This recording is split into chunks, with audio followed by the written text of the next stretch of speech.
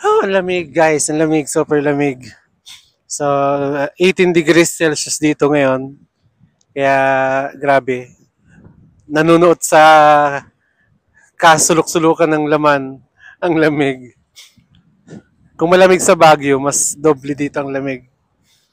Dito wala ka halos makikita ng mga taong naglalakad na na naka-t-shirt lang. Karamihan naka-jacket at saka yung naka yung heat resistant ng cold resistant na jacket, yung makapal. Tapos walang naka-short, puro nakapantalon. So, talagang malamig dito ngayon. And, ano daw to, hanggang parang last week pa ng March, ganong kalamig. So, ngayon, meron na. So, ngayon, waiting pa rin tayo. So, meron pa kaming 35 minutes. So, 35 minutes na nilalamig dito sa tabi. Si Kuya kasi sabi dito daw kami sa tabi. Tatago sana kami doon sa may poste kasi para medyo mahina yung hangin kasi dito daw kami. Dito.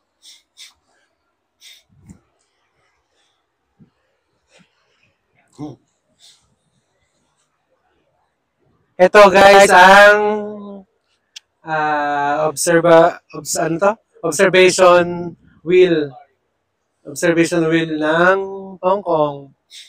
So, dito sa part na to, dito nag-shooting si Alden yung mamamaalam na si Catherine kay Alden doon sa Hello Love Goodbye. Di ba makita mo doon yung view ng Ferris wheel. Doon sa may part na yun doon sa may kabila. Yung nag-iiyakan na silang dalawa. Tapos sabi ni Alden, ano yun? Sabi niya doon, would you be my date? Basta parang ganon. For, doon sa nalalabing araw. Ha? Ay! Yan, dito yun yung sumisigaw si Catherine. Sabi niya, basta yun.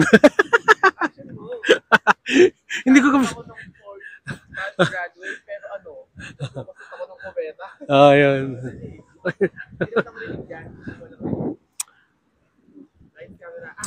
Kasi yun yung sinasabi ni Catherine doon na graduate siya ng 4 years. Tapos, sabi niya yung choice daw para lang sa mayaman. So, no choice siya. Kasi syempre, mahirap siya, breadwinner siya. 4 years graduate siya, pero katulong siya dito sa Hong Kong. Kaya mong ganon. Tapos, pinipigilan siya ni Alden. Sabihin ng mga napanood din namin yan. Hindi mo na kailangan ikwento. Basta guys, dito ka. No. Basta, kahit napanood nyo, nakarating naman kami dito. Napanood nyo nga, narating naman namin yung pinag-shootingan nila. 2 beses pa.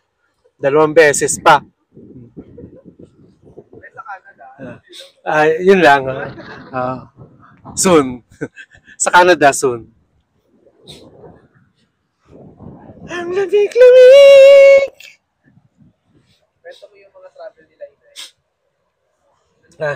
Actually, kasama namin ngayon ng nanay at tatay ko. Andun, nagtatago sa likod kasi sobrang, ginaw na yung dalawa. Hindi kami nakapagdala ng extra jacket kasi isang kasama ko dyan. Akala ko nung pagkaintindi ko naman, sabi niya may nakaredy na siyang jacket. May nakaredy na jacket yung pala. Isang jacket lang ang nilagay. Talaga ba? Akala ko nandun na yung jacket ni Inay. Wala pala. Interviewin kita mula sa travel dito sa Hong Kong. So, first day, anong expectation nila, Inay, sa tingin mo? Okay, siyempre maganda. Hindi nila ina-expect na malamig. Siyempre, hindi naman sila sanay sa malamig na lugar. Kaya pagdating dito, kasi dito, di ba, paggaling mo ng airport, Hindi ka naman bababa ng building para lumipat ng ibang sasakyan. So dito, from airport, sakay ka ng tren.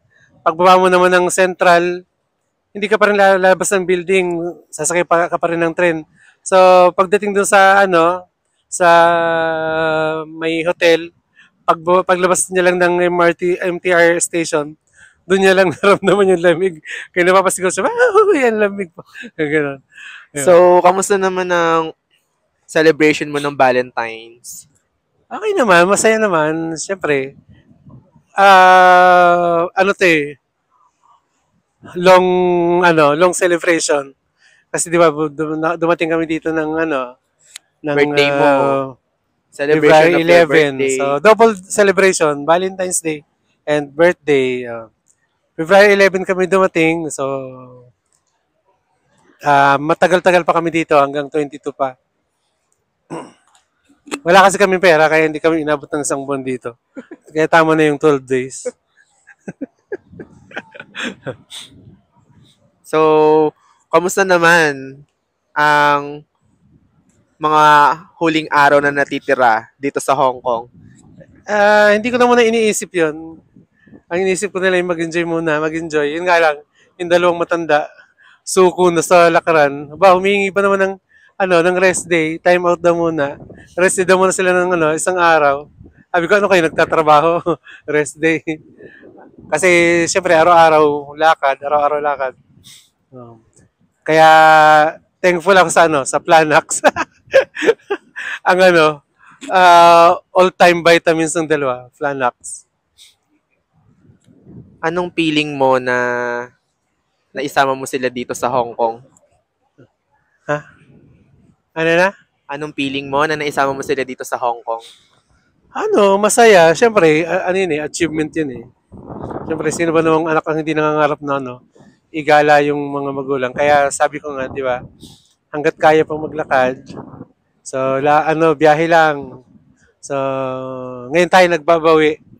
Siyempre, nung mga nakaraang taon, hindi naman natin, although travel abroad naman, kaso siyempre, hindi naman natin sila nakakasama. Kaya ngayon, yan ang ultimate goal ko ngayon.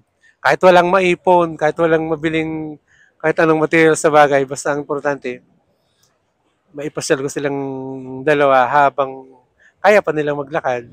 Para siyempre, di ba, no regrets. Kung dumating man yung time na,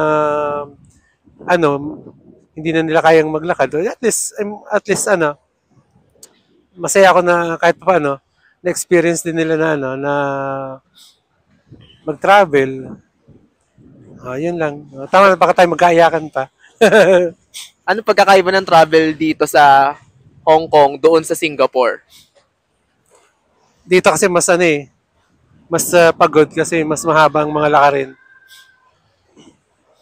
Tsaka syempre dito mas marami yung attractions, mas marami yung mga pasyalan.